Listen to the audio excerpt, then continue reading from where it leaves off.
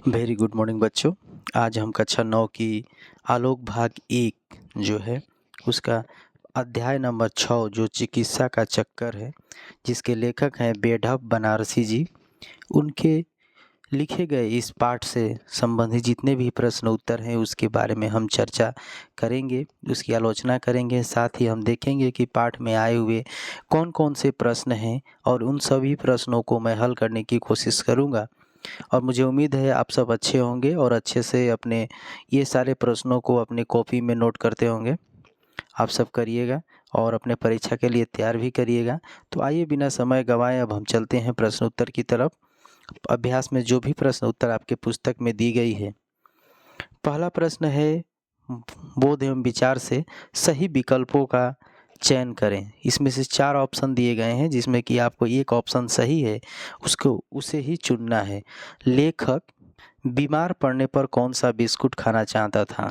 तो लेखक बीमार पड़ने पर ऑप्शन ए है ब्रिटानिया, पार्ले जी, गुड डे, हंटर।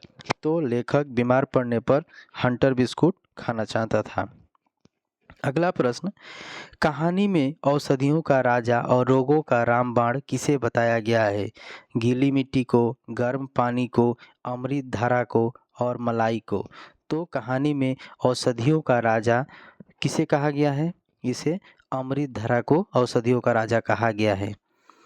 वैद्य जी लेखक को देखने किस सवारी से आए थे? मोटर से, रिक्शा से, पालकी से, घोड़े पर। तो वैद्य जी लेखक को देखने के लिए पालकी पर आए थे। अगला प्रश्न, गीली मिट्टी पेट पर लेप कर धूप में बैठने की सलाह लेखक को किसने दी थी? वैद्य जी ने दी थी, डॉक्टर चूहानाथ कतार जी ने दिया था, हकीम साहब ने दिया था, प्राकृतिक चिकित्सक ने दिया था। तो सही उत्तर होगा प्राकृतिक चिकित्सक ने गीली मिट्टी को लेखक के पेट पर लेप कर धूप में बैठने की सलाह दी थी। ये थे आपके बहुविकल्पिक प्रश्न, मल्टी क्वेश्चन थे ये आपके। अब आते हैं हम पूर्ण वाक्य में उत्तर दो इन प्रश्नों के ऊपर। क नंबर प्रश्न है लेखक की आयु कितनी है? तो लेखक की आयु इस पाठ के अनुसार 35 वर्ष बताई गई है। बाग बाजार का रसगुल्ला किसके यहाँ से आया था? बाग बाजार का रसगुल्ला प्रसाद जी के यहाँ से आया था। सरकारी डॉक्टर ने लेखक को किस फरमाइशी से दवा मंगाने की सलाह दी थी? तो लेखक को सरकारी डॉक्टर ने लेखक को चंद्रकला फरमाइशी से दवा मंगाने की सलाह दी थी। अगला प्रश्न की तरफ आगे बढ़ते हैं। तो डॉक्टर चूहानाथ कतार जी की फीस कितनी थी? डॉक्टर चूहानाथ कतार जी की फीस 8 रुपया और मोटर का 1 रुपया अलग से रख लेते थे। मतलब डॉक्टर चूहानाथ जी 8 रुपये उनकी फीस थी तथा मोटरसाइकिल से आने के कारण वे मोटरसाइकिल के लिए एक रुपया अलग से लेते थे। अगला प्रश्न, लेखक को ओझा से दिखाने की सलाह किसने दी थी? तो लेखक को ओझा से दिखाने की सलाह उनकी नानी की मौसी ने दिया था। उन्होंने बताया था कि आपको ऊपरी हवा का भी दोष हो सकता है या चुड़ैल इसे पकड़ सकती है या चुड़ैल पकड़ी है। ये सब बातें उन्होंने बताई थी और उन्होंने ही बताया था कि आपको ओझा दिखाना चाहिए। बढ़ते हैं अगले प्रश्न की तरफ। संक्षेप में उत्तर दो, लेखक बीमार कैसे पड़ा? तो इसे संक्षेप में उत्तर देना है तो इसे हम लिखेंगे, एक दिन हॉकी खेल कर आए थे। लेखक जो थे हॉकी खेल कर आए थे। स्नान करने के बाद शाम को भूख न रहने पर भी श्रीमती के कहने पर भोजन किया। एक तो स्कूल में मैच के समय जलपान जरा ज़्यादा खा लिए थे, ऊपर से श्रीमती के कहने पर 12 पुड़िया, आधा पाव मलाई खाए और ऊपर से प्रसाद जी के यहाँ से बाग बाजार का रसगुल्ला 6 खा गए थे। और रात के 3 बजे तो लेखक के पेट में गुड़गुड़ाहट होने लगी और वे बीमार पड़ गए। तो इस तरह से लेखक बीमार पड़ गए थे, उन्हें अपच हो गया था, अनपच हो गया था, जिसके वजह से वे बीमार पड़े थे। अगला प्रश्न है, पेट में दर्द होने पर लेखक ने कौन सी दवा ली थी? पेट में दर्द होने पर लेखक ने अमृत धारा की एक शीशी से कुछ बूंदे पान की थी, अर्थात अमृत धारा नाम की जो औषध थी, दवा थी, उससे उन्होंने कुछ बूंदे खाई थी। अगले प्रश्न की तरफ आगे बढ़ते हैं तो हम देखेंगे अपने देश में चिकित्सा की कौन कौन सी पद्धतियाँ प्रचलित है। अपने देश में चिकित्सा की सरकारी पद्धति सरकारी डॉक्टर, एलोपैथिक, होम्योपैथिक, आयुर्वेदिक, हकीम, वैद्य, ओझा, प्राकृतिक चिकित्सा आदि पद्धतियाँ प्रचलित हैं। डॉक्टर चूहानाथ कतार जी ने लेखक का इलाज कैसे किया? डॉक्टर चूहानाथ जी ने लेखक का इलाज एक छोटी सी पिचकारी निकाली, उसमें एक लंबी सुई लगाई, पिचकारी में दवा भरी और लेखक के पेट में जोर से कोच डाला। वह जो सुई थी उसे कोच डाला। अगला प्रश्न, वैद्य जी ने लेखक को दर्द का क्या कारण बताया? वैद्य जी ने 5 मिनट तक एक हाथ की नाड़ी देखकर हाथों की जो नाड़ी थी मतलब नसों को देखकर टटोला उन्होंने। इसके बाद कहा कि वायु का प्रकोप है। यकृत से वायु घूमकर पित्ताशय में प्रवेश कर आंत में जा पहुंचा है। इससे मंदाग्नि का प्रभाव होता है और किसी कारणवश जब भोज्य पदार्थ प्रतिहत होता है तब वह दर्द का कारण होता है। आइए बढ़ते हैं अगले प्रश्न की तरफ। निम्नलिखित प्रश्नों के उत्तर दो लगभग 50 शब्दों में। लेखक ने वैद्य और हकीम साहब की पोशाकों के बारे में कैसा व्यंग किया है? तो इस पाठ में लेखक ने जो वैद्य जी थे और हकीम जी थे उनके पोशाकों को लेकर कैसा वर्णन किया है, कैसा व्यंग किया है, उसके बारे में हमें लिखना है। हम लिखेंगे, लेखक ने वैद्य की पोशाक के बारे में व्यंग करते हुए कहा है कि वैद्य जी धोती पहने हुए थे और कंधे पर एक सफ़ेद दुपट्टा डाले हुए थे। इसके अतिरिक्त शरीर पर सूत के नाम पर जनेऊ था, जिसका रंग देखकर यह शंका होती थी कि कविराज जी कुश्ती लड़कर आ रहे हैं। मतलब वो काला पड़ गया था और काफ़ी गंदा और काला पड़ गया था, जिसके वजह से उसे देखने में ऐसा लगता था कि कहीं से कुश्ती लड़के आ रहे हैं। और हकीम साहब की पोशाक के बारे में व्यंग किया और करते हुए लिखते हैं कि वे चिकन का बंददार कुर्ता पहने हुए थे, सिर पर बनारसी लोटे की तरह टोपी रखी हुई थी, पाँव में पैजामा ऐसा मालूम होता था कि चूड़ीदार पजामा बनाने वाला था दर्जी, परंतु दर्जी ईमानदार था, उसने कपड़ा चुराया नहीं, सबका सब लगा दिया तथा यह भी हो सकता है कि ढीली मोहरी के लिए कपड़ा दिया गया हो। दर्जी ने कुछ काट छाट कर चुस्ती दिखाई हो और जूता कामदार दिल्ली वाला था। हकीम जी के जो जूता था वह दिल्ली वाला था। इस तरह से उन्होंने हकीम और वैद्य के पोशाक को लेकर व्यंग किया है। चिकित्सकों के अलावा लेखक ने कौन लोगों पर कटाक्ष किया है? चिकित्सकों के अलावा लेखक ने वैद्य जी और हकीम साहब पर कटाक्ष किया है। 2 खुराक पीते दर्द वैसे ही गायब हो जाएगा जैसे कि हिंदुस्तान से सोना गायब हो गया हो का भाव स्पष्ट करो। यह बात डॉक्टर साहब ने लेखक को साहित्य भाव से कही थी कि उनके द्वारा दी गई दवा को पीते ही उनका दर्द समाप्त हो जाएगा। उन्होंने पेट दर्द की तुलना सोने के साथ किया। डॉक्टर द्वारा कहे गए बातों के पीछे यह भाव था कि वर्तमान समय में सोना रूपी मूल्यवान चीज़ें समाप्त होते जा रहा है। जो कभी हिंदुस्तान में इसका भंडार था, जिस भारत को हम सोने की चिड़िया कहते थे, आज वह धीरे धीरे समाप्त होता जा रहा है। अगला प्रश्न, चिकित्सा का चक्कर पाठ का कौन सा प्रसंग तुम्हें सबसे अच्छा लगता है और क्यों? इसके उत्तर में हम लिखेंगे, जब एक डॉक्टर मुंह देखकर बोले, किसी डॉक्टर को यह नहीं सूझी कि तुम्हें पायरिया है, उसी का जहर पेट में जा रहा है, किसी दंत चिकित्सक के यहाँ जाकर दांत निकलवा दीजिए। दंत चिकित्सक के पास जाने से पता चला कि पूरा दांत उठवाने से ₹96 लगेंगे और दांत बनवाई के ₹150 लगेंगे।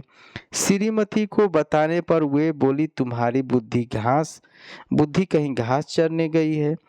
आज कोई कहेगा दांत उखड़वा डालो, कल कोई कहेगा डॉक्टर कहेगा नाक तुड़वा डालो, आंखें निकलवा दो। यह सब फिजूल बात है।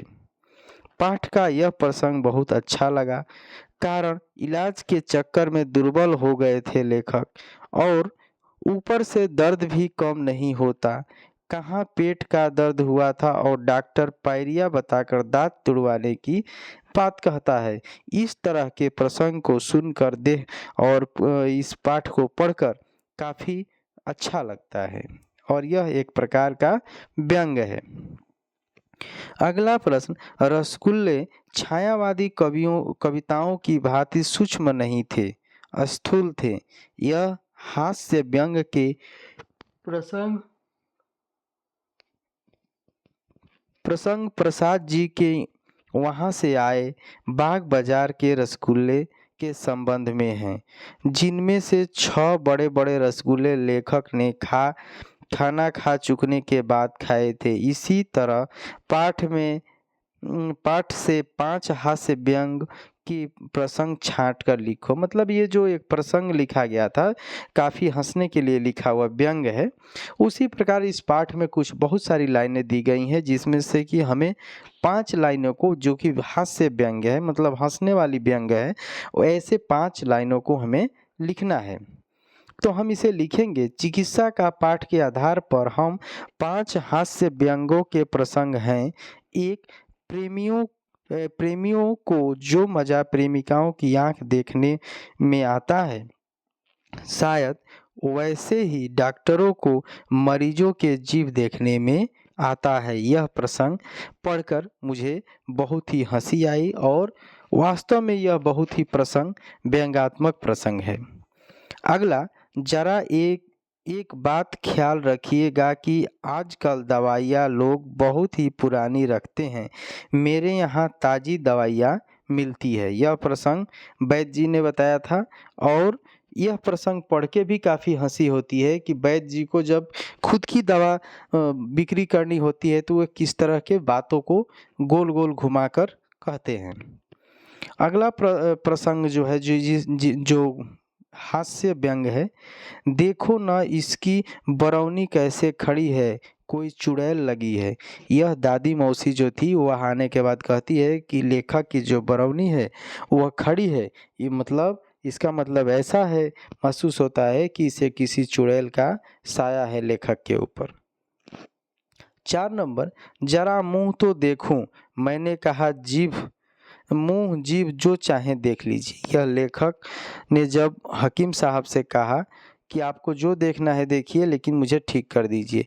यह भी काफ़ी हास्य व्यंग है। और 5वीं नंबर, तुम्हारी बुद्धि कहीं घास चरने गई है।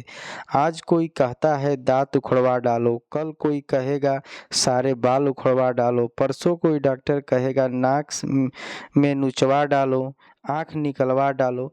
यह वाला प्रसंग जो है लेखक की पत्नी ने कहा था, यह प्रसंग काफ़ी हास्य रूप में है, और बहुत ही मतलब हमें हंसी आती है यह प्रसंग पढ़कर, और लेखक की आपबीती को हम समझते हैं। अगला प्रश्न, किसने किससे और कब कहा था। ये यहाँ कुछ लाइनें दी गई हैं, कुछ वाक्य दिए गए हैं, कुछ पंक्तियाँ दी गई हैं। इसके माध्यम से हमें यह बताना है कि किसने किसको कहा था। नंबर क, अभी अस्पताल खुला न होगा, नहीं तो आपको दवा मंगवानी न पड़ती। यह प्रातःकाल जब डॉक्टर साहब लेखक को देखने आए थे, तब यह वाक्य डॉक्टर साहब ने कहा था। यार आप तो ऐसी बात करते हैं, गया जिंदगी से बेजार हो गए हैं। यह वाक्य हकीम साहब ने लेखक से कही थी, जब लेखक ने हकीम से कहा था कि अब यह जिंदगी आपके ही हाथों में है, तब यह वाक्य कहा था। ग नंबर, मैं तो पहले ही सोच रही थी कि यह कुछ ऊपरी खेल है। यह वाक्य लेखक की नानी मौसी उन्हें देखने आई थी और देखने के बाद यह इस वाक्य को कही थी। अगला प्रश्न, तुम्हारी बुद्धि घास चरने गई है। दांत तुड़वाने के लिए अपनी पत्नी से रुपए मांगने पर पत्नी ने लेखक को यह बात कही थी। इस तरह से इस पाठ में जो भी प्रश्न थे उनका मैंने हल किया। अब आते हैं हम व्याकरण की तरफ। इस पाठ में प्रश्नों के साथ कुछ व्याकरण के प्रश्न उत्तर दिए गए हैं जो कि हमारी परीक्षा के दृष्टि से काफ़ी महत्वपूर्ण हैं। इन सबको हम हल करेंगे। और पहला प्रश्न है, निम्नलिखित संज्ञाओं के स्त्रीलिंग रूप को लिखो। मतलब कुछ संज्ञा दी गई हैं, इनका स्त्रीलिंग रूप हमें लिखना है। डॉक्टर, कवि, विद्वान, आचार्य, पंडित, श्रीमान, ससुर, नाना, मौसा, भाग्यवान, इन सब का स्त्रीलिंग रूप हमें लिखना है। तो इसका उत्तर होगा डॉक्टर, डॉक्टरनी, कवि, कवित्री, विद्वान, विदुषी, आचार्य, आचार्या, पंडित, पंडिताइन, श्रीमान, श्रीमती, असुर, ससुर, सास, नाना, नानी, मौसा, मौसी, भाग्यवान, भाग्यवती। इस तरह से यहाँ पे जो भी मतलब शब्द दिए गए थे जिसका स्त्रीलिंग हमें बनाना था, यह सॉल्व हुआ। अगले प्रश्न की तरफ आगे बढ़ते हैं। यह काफ़ी परीक्षा की दृष्टि से महत्वपूर्ण हो जाता है। और प्रश्न है, निम्नलिखित मुहावरों का अर्थ लिखकर वाक्यों में प्रयोग करो। अर्थात यहाँ पे जो भी कुछ मुहावरे दिए गए हैं इनका पहले तो हमें वाक्यों का अर्थ लिखना है, फिर इसे हमें वाक्य बनाना है। जैसे दिमाग चाटना, दिमाग चाटना का अर्थ होता है परेशान करना। हमेशा दिमाग चाटना अच्छी बात नहीं है, यह इसका वाक्य हो गया। उसी प्रकार कतर वतर करना अर्थात काट छाट करना। राम ने ढीला कुर्ता बनाने को दिया और दर्जी ने कपड़े को कतर बतर करके छोटा कर दिया। इस तरह से हम इसका वाक्य बनाएंगे। अगला, पिंड छुड़ाना, छुटकारा पाना। पिंड छुड़ाने का अर्थ होता है छुटकारा पाना। कमल तो पीछे ही पड़ गया, कहाँ भी मेरे पास रुपए नहीं है, पर मानता ही नहीं, किसी प्रकार पिंड छुड़ाया मैंने। मतलब यह किसी प्रकार उसने पिंड छुड़ाया था, यह एक वाक्य बनाया हमने इसके ऊपर। अगला है रफू चक्कर होना, इसका अर्थ होता है भाग जाना। पुलिस को देखते ही चोर रफू चक्कर हो गया। अगला वाक्य, कान काटना, मतलब बहुत अधिक चालाक होना। इस बालक को कम न समझना, यह अच्छे अच्छों के कान काटता है। यह हमारी वाक्य हो गई। अगला, हवा हो जाना अर्थात भाग जाना। प्रिंसिपल को आते देख शरारती बच्चे हवा हो गए। अगला, करवटे बदलना, मतलब नींद न आना। आज पिताजी की बीमारी का समाचार सुनकर मैं सारी रात करवटे बदलता रहा। इसका वाक्य हो गया। बढ़ते हैं अगले प्रश्न की तरफ। अगला प्रश्न है, वैद्य जी ने कुछ कहा। वैद्य जी ने कुछ कहा, पहले नाड़ी हाथ में ली, 5 मिनट तक एक हाथ की नाड़ी देखी, फिर दूसरे हाथ की। बोले वायु का प्रकोप है। वो यकृत से वायु घूमकर पित्ताशय में प्रवेश कर आंत में जा पहुंचा है। इन पंक्तियों में रेखांकित शब्द किसी न किसी कारक की विभक्ति को सूचित करते हैं। इस तरह कारक के 8 भेद के अलग अलग विभक्तियां हैं। कारक के सभी विभक्तियों का प्रयोग करते हुए 8 वाक्य लिखो। मतलब इसमें जिस तरह से कुछ विभक्तियां प्रयोग करके वाक्य बनाए गए हैं, उसी प्रकार से हमें विभक्तियों का प्रयोग करके जो 8 वाक्य होते हैं उन पे सब पे एक एक हम विभक्तियों का प्रयोग करके एक एक वाक्य बनाएंगे। तो कारक की विभक्तियां 8 होती है, जो कि कर्ता कारक, कर्म कारक, कर्ता, कर्म, करण, संपादान, आपादान, अधिकरण, ये सब जो विभक्तियां हैं। कर्ता ने, इसकी विभक्तियां होती है ने, कर्म को, अधिकरण से। इस तरह से जो विभक्तियां हैं उन सब का प्रयोग हम यहाँ करते हुए अलग अलग 8 वाक्य हम बनाएंगे। जैसे कि 1 नंबर, कृष्ण ने अर्जुन का साथ दिया। यहाँ पे ने विभक्ति यानी कर्ता कारक विभक्ति का यह उदाहरण है। राम ने रावण को मारा। यहाँ पे रावण को मारा यह कर्म कारक का उदाहरण है। अगला, अर्जुन ने जयद्रथ को बाण से मारा। इसके बाद, स्वास्थ्य के लिए सूर्य को नमस्कार करो। पेड़ से पत्ता गिरा, यानी यहाँ पे विग्रह होने की बात कही गई है। यह बिमला की गाय है। भावरा फूलों पर मड़ा रहा है। और है भगवान मुझे शक्ति दो। इस तरह से 8 विभक्तियों का प्रयोग करके हमने 8 वाक्य बनाए हैं। अगला प्रश्न, ईमानदार, कामदार जैसे वाक्यों के अंत में दार प्रत्यय लगे हैं। दार प्रत्यय लगाकर किन्हीं 5 शब्द लिखो। जो भी प्रत्यय हैं जो कि शब्दों के पीछे लगते हैं, अर्थात इन शब्दों के लिए हमें शब्द बनाना है और इन प्रत्ययों का हमें प्रयोग करना है। तो लेनदार, विदेशी, मालदार, जादूगर और जिम्मेदारी, ये वाक्य ईमानदार का होगा। ईमानदार, लेनदार, उसी तरह दार लगाकर हमें बनाना है। तो इन वाक्यों में मतदार, जादूदार और जमींदार। पाठ में आए अरबी फारसी वाक्यों के किन्हीं 10 शब्दों को छाट कर लिखो। पाठ में जो भी अरबी फारसी शब्द आए हैं उनको छाट कर लिखना है। 1 नंबर, कतर बतर अर्थात काट छाट करना। एहतियार, एहतियार का मतलब है सावधानी बरतनी। मिजाज कैसा मतलब दिमाग कैसा है। फसाद मतलब झमेला। साहस, सलाह मतलब परामर्श। फिजूल फालतू बेकार की। इलाज चिकित्सा। रहम मतलब दया। गोया मतलब मालूम होता है, लगता है। तशरीफ यानी पधारना। तो इस तरह से इस पाठ के जो भी प्रश्न दिए गए थे, साथ साथ जो भी व्याकरण के प्रश्न थे, उन सब का मैंने हल किया और मुझे उम्मीद है आप सबको समझ में आया होगा। अगर फिर भी किसी तरह की कोई डाउट या परेशानी रह जाए तो आप मुझे कमेंट बॉक्स में अपना व्यू देना दीजिए और बताइए कि आपको क्या परेशानी है। और अगर आपको यह वीडियो समझ में आई हो तो आप अधिक से अधिक लोगों को तक शेयर करिए और इसे अच्छे से लिखकर अपने कॉपी में परीक्षा के लिए तैयार करिए। Thank you.